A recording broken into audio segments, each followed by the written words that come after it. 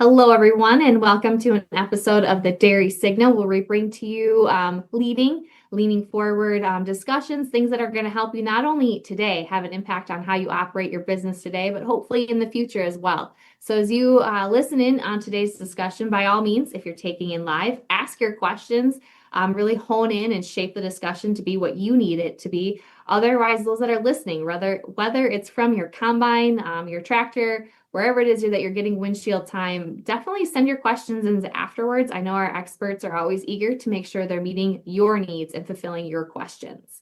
But before we dive and have a special treat of diving in with Dr. Louise Ferretto today, I do want to say a special thank you and a call out to our national sponsors. Thank you for standing with PDP, or Professional Dairy Producers, which in truth, they're standing by our fellow dairy farmers in support on what you do day in and day out. So by all means, check out who those national sponsors are. But thank you. Thank you for helping make the Dairy Signal possible, in addition to all the other educational programs that we have made possible throughout the calendar year. If you're curious of what some of that lineup would look like, I encourage you to check out our website. There's a whole plethora of upcoming in-person meetings coming down the pike that please check out that calendar, see when it works for you, or send a teammate. But now that I gave you that great plug of very important national sponsors, as well as some of our upcoming program, I'll turn it over now today as we have a discussion, very timely discussion, on corn silage, production, management, really the ins and outs, and who better than to sit down with Dr. Louise Ferretto, who's an assistant professor and ruminant nutrition extension specialist at UW-Madison. So Louise, thank you for joining us again on the Dairy Signal. And honestly, it's a great pleasure to work with you and have you really in our quote unquote backyard as a specialist. So thank you. No, thank you for the opportunity. Always great to be able to collaborate with PDP and discuss a little bit about corn silage or silage and dairy cows in general. That's definitely one of my favorite things to do. Absolutely. So I'm going to let you take the reins and really lead us into the start of the discussion. I kept it vague with corn silage, but I'll let you really hone it from there. Now, sounds good. So, I think that one of the topics that we have been discussing a lot the last few years, and I think is a topic that will never change in terms of not being important, right? Is how we can make sure that we save as much silage as possible. And by saving as much silage as possible, I'm talking about making sure we don't lose unnecessary silage to any potential factors, right?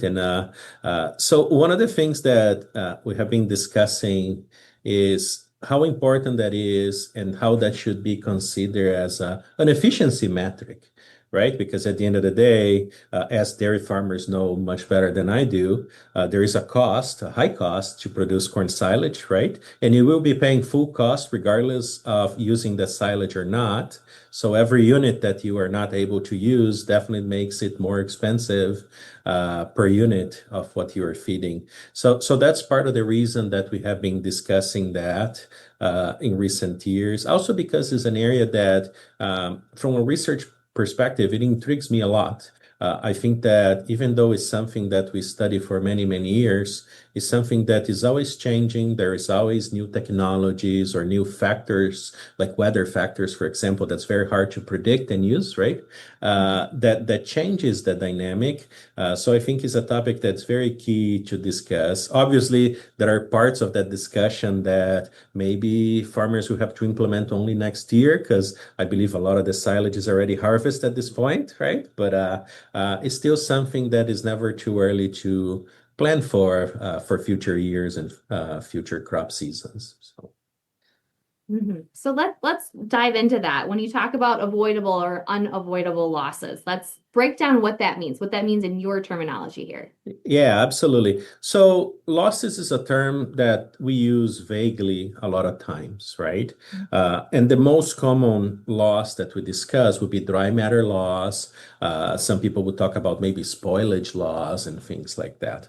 But if we start digging a little bit deeper into how silage works, I think that there are some losses that they are not necessarily losses, right? But they are accounted for when we only talk about dry matter losses. To give you a better perspective, right? There are two key losses that occur that we depend on, right? One is respiration, okay? Respiration is basically that period after you pack that silo, seal everything, and it doesn't matter how good you are at that, there is always a little bit of oxygen left there, right? It's impossible to remove 100% of that oxygen. So the respiration process will basically be utilizing that remaining oxygen. So that's considered a loss because together with the oxygen, there are some substrates that will be utilized by aerobic bacteria, right? We cannot avoid that, okay? That's unavoidable. It is also necessary. We want that to happen to eliminate that oxygen, but we can minimize that, right? So good practice is like proper packing, and obviously that includes every single potential thing that affects packing, right? To have good density, a good sealing, and so on helps to minimize oxygen and expedite that respiration process.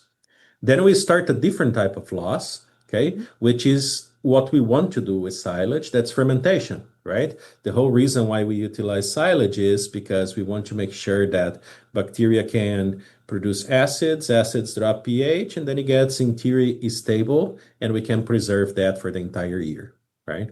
But the problem with that is at the moment fermentation starts, some of the water soluble carbohydrates that are there, it will be utilized, and then we'll be generating acid. So that's a loss that we want, but is unavoidable, and it does account as a dry matter loss, right? Because some of the nutrients that are there certainly will be lost because of that.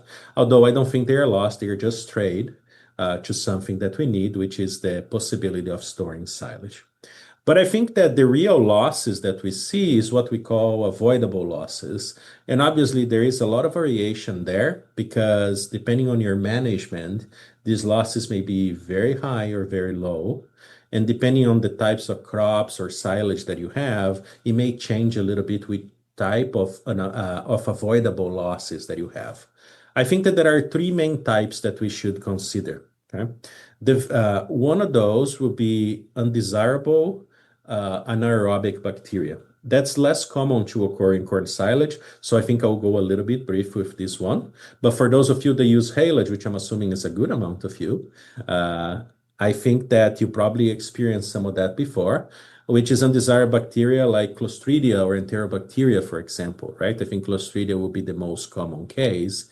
Those are scenarios where either the crop has a specific characteristic that does not allow us to reach a low pH, or there are issues with management that does not allow silage to reach a low pH. And then you facilitate for bacteria like Clostridia that thrive under high pH to dominate the fermentation and create scenarios with butyric acid fermentation, for example, right? So that specific type of fermentation increase the proportion of dry matter loss. And we are not even talking about potential losses with cows, right? Those are other type of losses. And we know that Clostridia can be very detrimental to cows, right? Issues with intake, variation in milk production. I think that depending on the severity of that, it may cause other diseases or disorders and so on, right? Reproductive issues and so on. So this is one example of an avoidable loss. When it comes to corn silage, I don't think Clostridia is the real enemy. If you have Clostridia in corn silage, I'll tell you, you have a very big issue because it's very unlikely to occur. But the real issue with corn silage, I think, is related to air exposure. And there are two types of air exposure. One related to issues with storage, when you have holes in the plastic, for example, and that happens during fermentation. And that's a really problematic issue because you're only going to realize that when you open the silage and you reach that spot where you had all those losses. And I think that more and more we're going to have to use technologies to inhibit that process and figure out what's going on. Because obviously, we are not suggesting people to go on top of silos throughout fermentation. First, because of safety, right? But also because you may be the one causing those holes otherwise, and we don't want that to happen. But I actually attended a conference earlier this year, the International Silage Conference. It was in the US this year, it was in Florida. So I went there and I actually saw a study that I think would be very interesting. I really like the use of technologies for agriculture. So I Mhm. always get fascinated by those. I don't know anything about that, but I really like to see those happening. So Mhm. I saw a study where there's a group from Canada that they were using drones and they were combining that with artificial intelligence. So the drones were basically trained to differentiate in different silo structures potential holes or scratches or different things that could suggest an issue that may be related to aerobic exposure. Another interesting thing that that study showed was they were also able to differentiate after silage is open some of the spoilage, right? Which I think is quite interesting because usually we do visual observations, but it may be quite helpful in the future, especially for those that do already some sort of analysis with drones. And I know that there are plenty of companies that actually do that, right? For forage inventories. And I think as we get into the agronomy aspect of that, even more, right? I think that's Mhm. widely developed. So I was really impressed by that. And maybe this could be a technology in the future to help us with mitigating this problem, right? So I think that would be quite nice if we can apply. But then we also have one more type of loss, right? Which is the aerobic exposure after we open the silo, okay? And you may be thinking, well, I have to open the silo because I have to feed cows. And yes, you will be 100% right if you tell me that. But the real question is, can we minimize what happens after we have air exposure? And the real difficulty here is that at the moment oxygen starts getting into the silo, basically what happens is we stop fermentation and different undesirable microorganisms start to wake up, right? They are just dormant doing the anaerobic fermentation, and then they wake up, right? The most common will be yeast and molds, right? I think yeast is the one that we have to think a lot about because those very likely will initiate the problem, right? Together with some aerobic bacteria. First, because they use lactic acid as substrate. Okay. At the moment they do that, pH go up, so the silage gets less stable.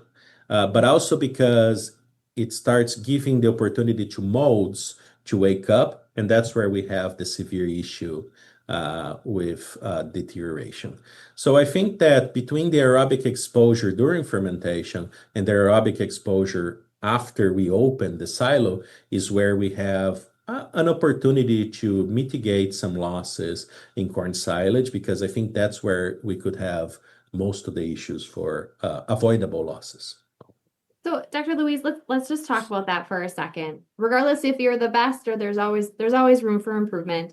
When you're facing your bunker or if you're in a bag, whatever it may be, obviously you want as clean of a face as you can get with the idea that regardless, there's going to be that air exposure. What could you do or how, like, what are some of those quality controls that you can do for minimize impact? Like how far in from that face is the air still reaching? Do we know that? Um, like what can we do? Yeah. So that's a great point because as you said, right, it doesn't matter how good or how bad, the air will get into the silage regardless. If you do a good job with packing density, you delay the process, right? It's harder for the air to cover a large area as it enters into the silo, right? So that's where it starts. You want to make sure that's good. But after it's open, I think that there are a couple things that may help you to mitigate this process. You mentioned a clean face, right? That's the most important of all, right? Because if you have a clean face, it means that you have one entrance point. Right. At the moment you don't have a clean face, you are adding several entrance points into the silage that will compromise and make it much faster, right? Just think like this. You may have a piece of paper, and the piece of paper, you only see the front part in theory, right? At the moment you get I don't know, a towel that you cannot keep exactly as the piece of paper, you can see that it starts moving and then it changes a little bit the dynamic, right? So I think that's one of the Mhm. most important. But just having a clean face is probably not enough because the air is going and it's going very fast. So I think one of the things that help us with that is if you can remove a certain amount per day, right? And I think that if you can get about 10, 12 inches per day, I think it should be quite helpful. Okay. Um, the problem with that I see nowadays is silos are getting bigger and bigger, Mhm. which may make a little bit harder to do that. I don't know how to solve the problem, okay, because in theory you have to create dimensions for the silo based on feed out rates. Some of those silos cannot be done that way. But I think that's one of the things. Another thing that can help with that is avoiding removing feed the day before or 2 days before, right? I actually saw a study, and that study was presented different parts of that in two conferences this year. But it's a study from the Miner Institute where they actually tested exactly that. So what they did is they have two silos, okay, one with inoculant, one without, and they fed cows or heifers. I think they had the study that's nicer is heifers because I'm going to talk about palatability. But Mhm. they had so they either fed cows the silage that was collected that day for feeding, or the silage that was removed from the silo the day before. Okay, and for a heifer study that they run, they try to see if the cows had a preference related to that, and the vast majority of the time, the heifers prefer to eat the silage that was removed the same day. Mhm. And the inoculant help a little bit with that, but didn't fully overcome the issue, which tell us that management is super important because uh, obviously we didn't tell the heifers which silage was which, but somehow they were able to figure out, right? Mhm. And I'm forced to believe that there are some sort of smell or palatability related to some of the deterioration related to what we described earlier, right? The yeast waking up and consuming lactic acid, and then sometimes it starts warming up the silage because of that deterioration. So it was very obvious that the cow somehow figured that out, right? And I think that that's quite important because this is a management that we have to be careful about.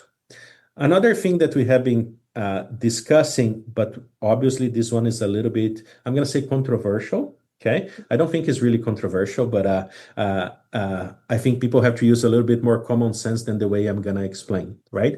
Which is how far do you uncover the silo, right? You remove the plastic. And I would say maybe it would be ideal to don't remove more than 2 or 3 days worth of silage.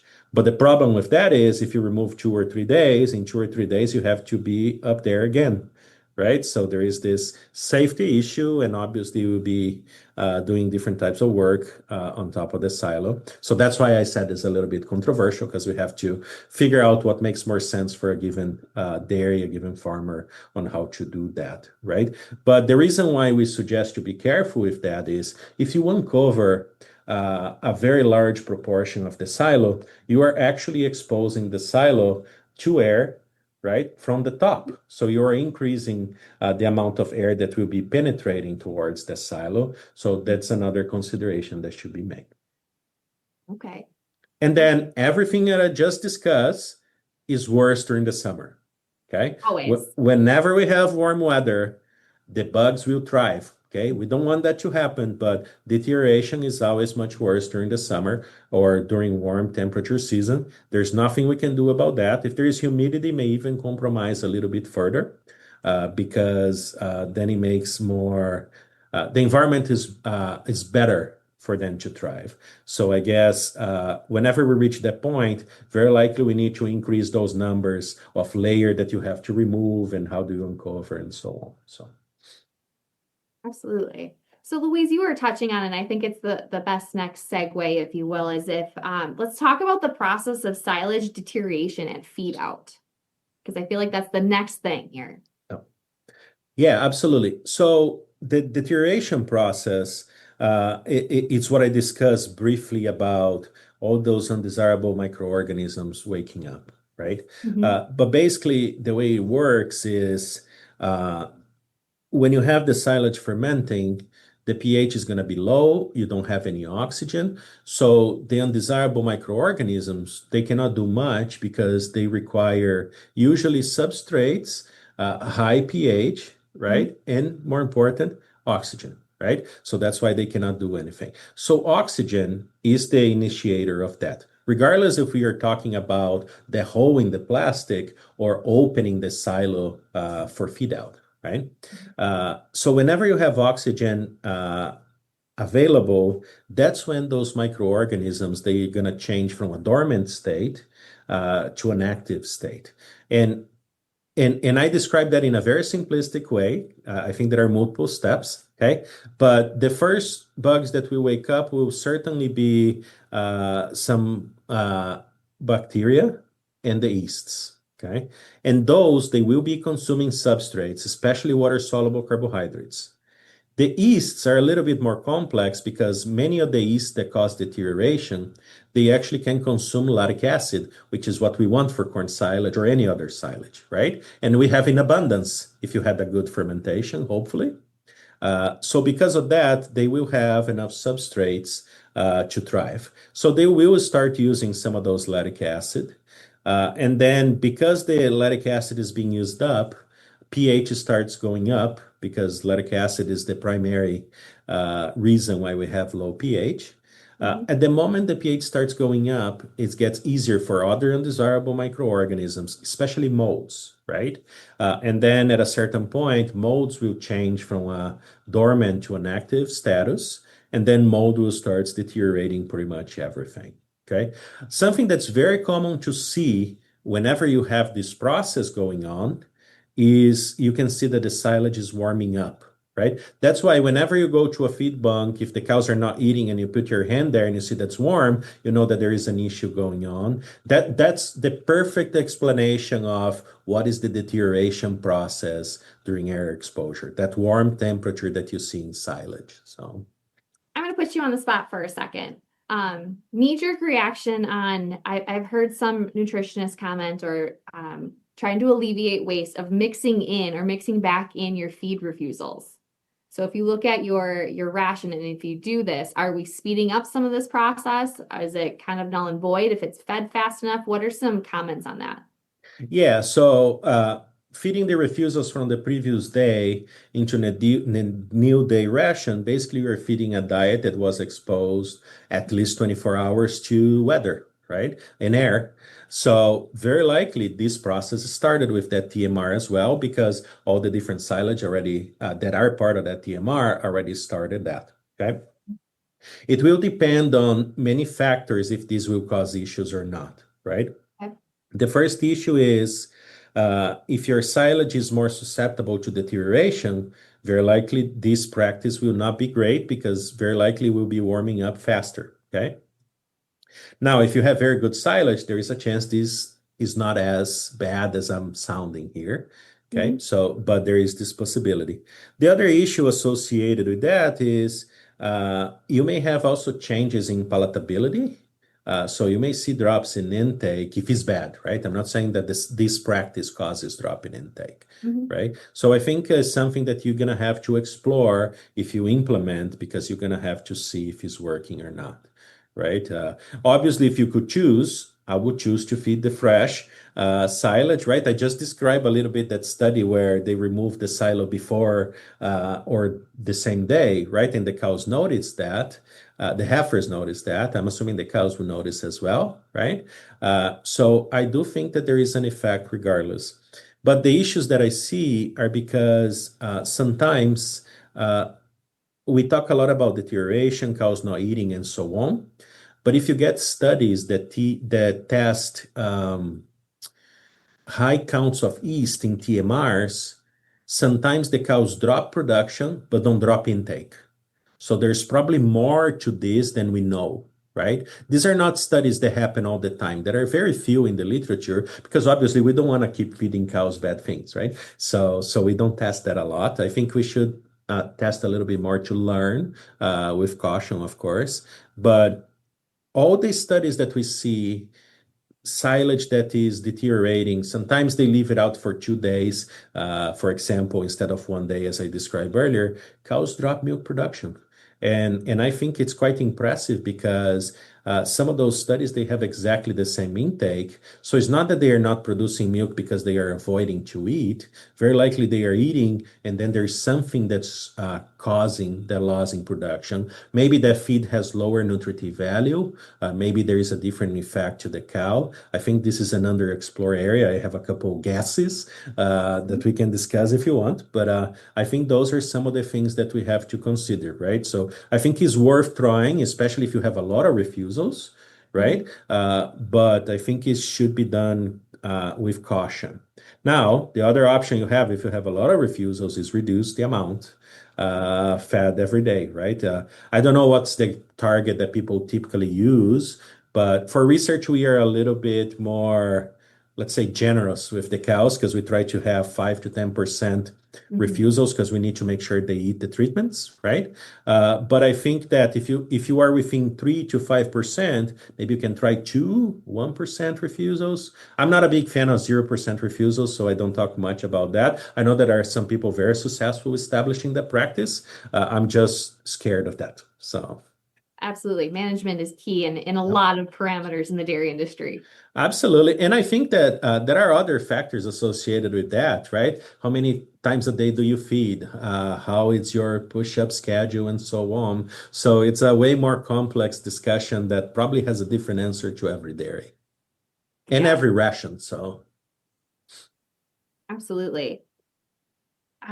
If it's all right with you, again, I have squirrels. My thoughts just go all over the board. So either follow them or steer me in a different direction, Louise. I promise all is good here. But in the discussion, I mean, you tipped on it even before the signal went live here. You and I were talking about it. It's let's explore the yeast discussion and the yeast element when it comes to corn silage. Let's break it down. So, let's first talk about the negative detriments, what they are, how they work. yes.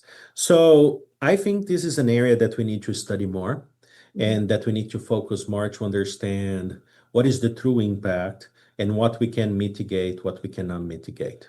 Okay. I also think it's important to separate the wild yeasts in silage to yeast technologies that we typically feed to cows, right? Because there are plenty of yeasts that are very good, right? Many people, I'm sure, feed live cell yeast or yeast cell walls and so on, or yeast cultures, right? And they are successful with this practice. Those are different types of yeast than what we are discussing, right? The wild yeast, I think, is really complicated because first, we don't have a very good or we don't have many research trying to identify the different types of yeasts so we can better explore technologies to inhibit those. Okay. We assume, given the discussion that we just have about what happened during aerobic exposure, that most of those yeasts, they are lactate assimilating yeasts, which is likely true because there is a bunch of lactate just waiting to be used. So probably this is true. But I think even within this category of yeasts, I think that there are different, let's say, culprits there that cause the problems. Okay. So I saw data that show a couple different things about the yeasts, right? One thing that always happens is dropping milk production. So that I think is a done deal, right? If you have excessive high yeast counts, you very likely will experience some negative effects on performance. The reason why we see that is not clear. And I think that there are different theories.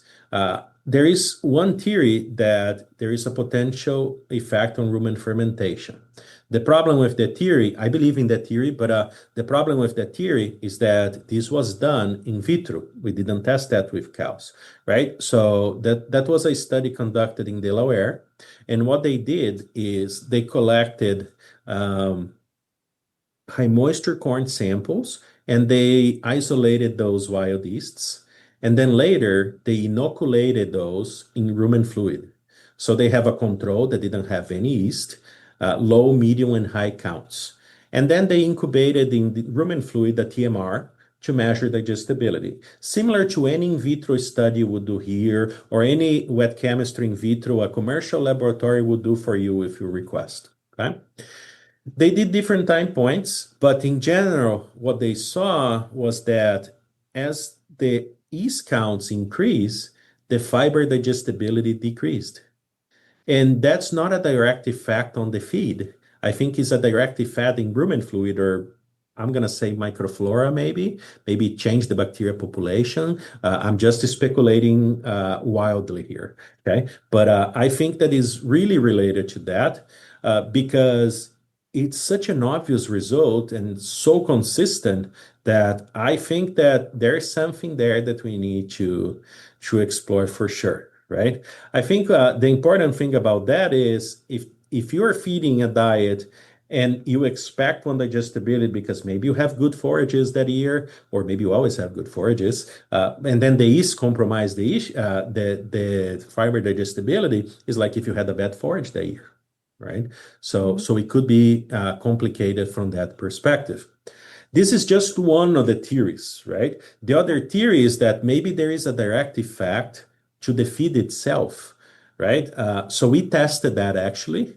We ran a couple of studies to understand a little bit of that.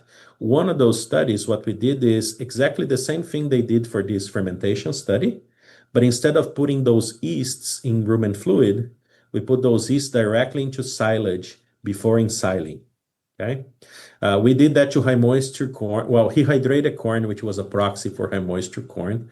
Let's say that I don't know how to grow yeast, so it take a little bit too long than expected. So I lost the high moisture corn harvest window, so we had to adapt. But what we saw is that for some of the silage that had more yeasts compared to the control, the pH didn't drop as much, and the fermentation was a little bit different. But what shocked me a little bit is that when we did dry matter digestibility, which is a proxy for starch digestibility for high moisture corn, we saw lower numbers when you had more yeasts. So I don't know exactly why. Okay, I'm guessing that it changed the bacteria composition there too. And then we didn't see those great benefits of fermentation on starch digestibility that you typically see. So I think that there is this effect too. Okay. And then we have one more study where we were testing a microbial inoculant. Okay, I test a lot of those. I'm a big fan of Buchneri-based inoculants to help with yeasts. Okay, and we were testing one of those. And what we wanted to do was to see what happens during aerobic exposure. Okay, yes, we tested fermentation, everything we typically see in a silage trial. But what we did is when we opened the silo, the mini silos here in the lab, we kept those samples under air exposure for up to 10 days. And then we collect samples every 3 days, like 3, 6, 9 days. So we could see pH, yeast, and mold counts. And what we saw is exactly as I described to you earlier, like if we got a textbook. pH goes up as the time progresses, okay? And the yeast counts go up as time progresses. And the mold, there is a delay, but after yeast are already awake, the mold counts go up. But the interesting thing about that was that for the Buchneri product that we tested, the pH, the yeast and mold counts took longer to increase, which shows exactly what I think. It is not that we will stop deterioration, we will delay that. So it gives you time to feed those to cows, right? Which is the expected response for Buchneri-based products, right? But the other thing that we did was we actually analyzed, we sent all those samples to a lab and analyze using NIR to see the nutrient composition, digestibility. And what we saw is as the time progresses with aerobic exposure, the starch digestibility decreased, especially for those that were not treated with Buchneri. The Buchneri hold that higher, okay? So let me break this here so people understand what I'm thinking here, okay? I don't think Buchneri increased digestibility. Buchneri avoided the yeast and molds or whatever else was there, consume the available starch as substrate, so the starch remained the same and consequently more digestible. Okay. What I think happens is different than bacteria, the yeast can consume starch. So I think the available starch was a good substrate. Okay. So I just add another layer of complication, I guess, right? So probably there's a rumen effect. Probably there's a direct effect on fermentation, and probably there is something that happens during air exposure that changes that too. And then there is one more thing that I didn't touch that very likely happens too. Okay. Yeast and molds, they may also bring mycotoxins. I'm not a specialist in mycotoxins. Okay. I do study that a little bit because I know how important that is. But there is also that potential. Okay. The problem with the studies that I mentioned about milk production drops when you have highest counts is that we don't have that information. So maybe that's what happens there too, right? Maybe because if you think about some of the key mycotoxins, very often when we have this issue, we see fluctuation in intake, fluctuation in milk production, and so on, right? So I don't know what's going on with that, but I know that there's something going on. And if I had to guess, I would guess that's within those four different things. But I also think that there is still a lot that we have to explore from two perspectives. One, understand what are the key yeasts causing that, so we can try to create new technology or develop new technologies against those. But also understand what are the mechanisms because it may bring different opportunities from that perspective too.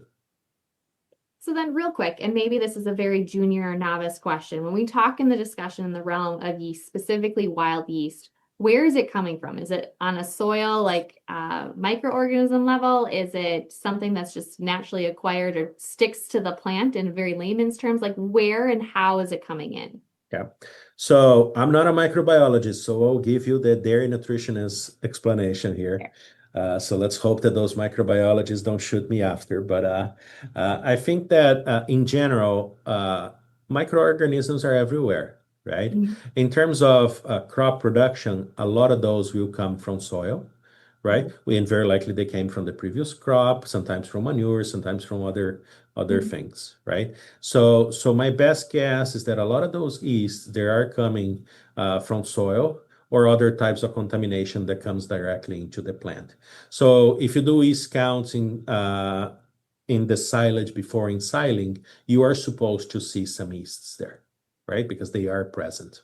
Mhm. So the key that I think that is another area that we don't know much, but that I briefly discussed in one of our studies is if we are bringing more yeast counts together with the silage, the silo, is that more detrimental than if we have let's say, a more clean crop? I don't know if that's possible, but in a crop that has a lower counts of yeast.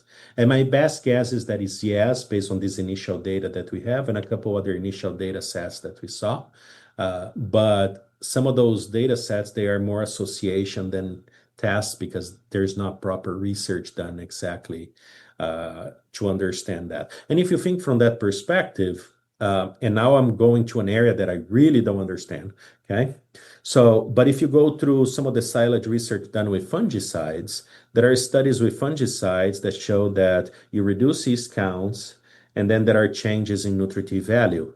So maybe it's really there another potential I'm not going to say solution because I don't know how easy it is to utilize fungicide and changes in fungicide programs is completely out of my expertise.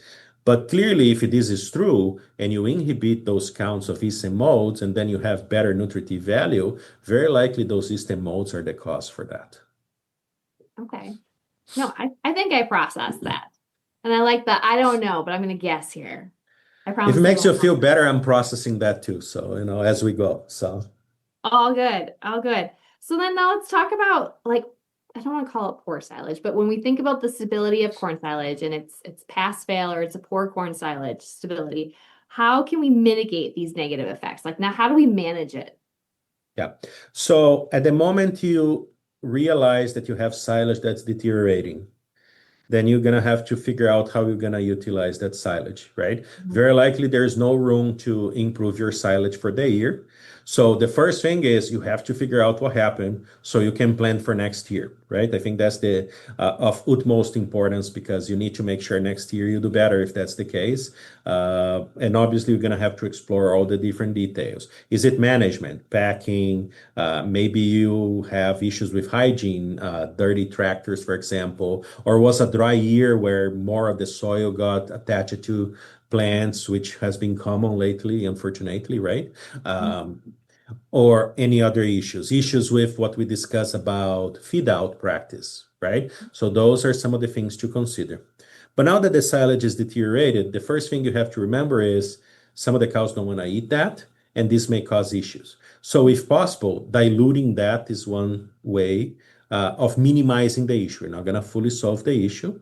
And when you say dilute, what are you referring to? Like, what are we You diluting it with? Well, with other forages that maybe you are not Okay. experiencing this issue, Substitutes. or if there is room to increase concentrate feeds, obviously talk to your nutritionist to make sure the diet's properly formulated for that, but maybe diluting with some other feeds that are not bringing this concern to the feed bank.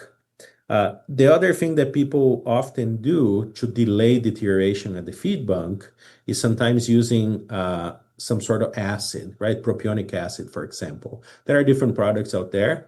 The reason why they do that is because this way the deterioration in the feed bank is not as fast. So it gives time to the cows to consume that. Some people think it increases palatability too. I'm not sure it does increase palatability. That I don't know. I don't think it does, but I heard that before. So I will mention just because I heard that before. I hope I'm not spreading misinformation. But some people use propionic acid and other types of acid to mitigate that. It's not going to solve the problem. It's just going to hold a little bit longer so the cows can consume, right? So these are some of the things you can do. If you expect issues, as I described, mycotoxins or other issues in the rumen, maybe using things that we typically feed when you know you have mycotoxins, like binders, cell walls type of products that help to alleviate some rumen issues. It could be advised as well. Obviously, there's a cost, right? So you have to figure out what makes more sense for each dairy. And again, I highly suggest discussing with your nutritionist because maybe he saw similar issues in other farms and had other alternatives that could be useful to be implemented for you. Yes, especially when margins are ever so tight, that Absolutely. rhetoric has just never gone away, and you want to get a slimmer and slimmer or a tighter and tighter one. You don't want to just be dumping it down the drain. Absolutely. Most definitely. So, Louise, as we kind of wrap up today's discussion, again, on all things on the production side and management side, when we think corn silage, what haven't I asked you? What have folks been coming to you and knocking on your door for right now? So I think that with corn silage, the topics they are in cycles, right? Mhm. This year, I think was particularly difficult because when we start our silage cycle, everything was perfect, right? And then suddenly it changed a little bit. So this year, I thought I would be talking a lot about shop height. We even developed a tool for that, right? But then suddenly we realized that that would not be the year for everybody to use that.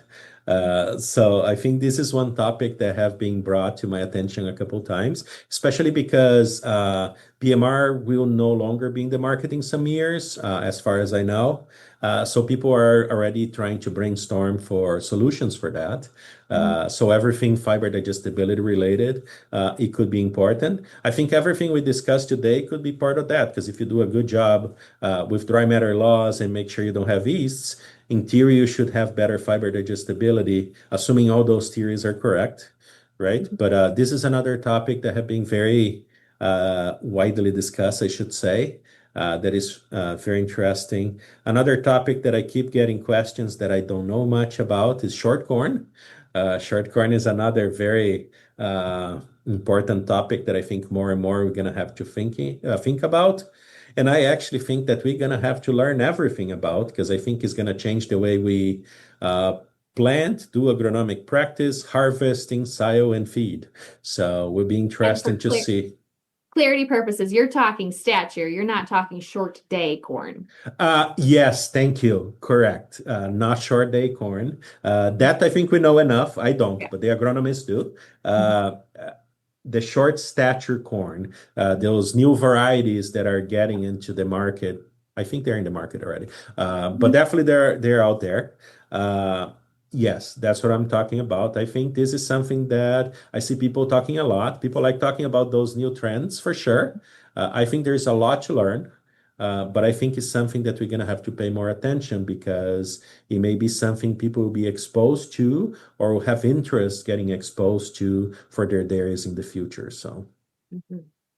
Certainly great things coming down the pike and never a shortage of conversations. So again, Dr. Louise, thank you for joining us today, breaking it down a little bit more and a little bit further and just being a great resource, not only here in Madison, or excuse me, in Wisconsin, but just nationwide.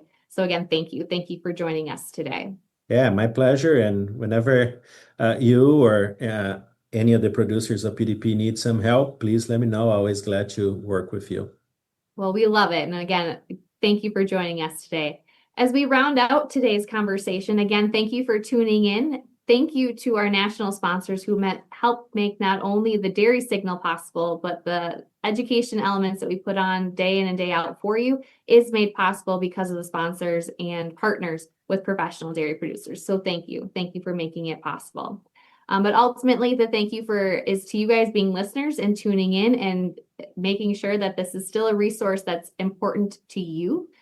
Feel free to funnel those ideas our way so that, again, we are serving your needs.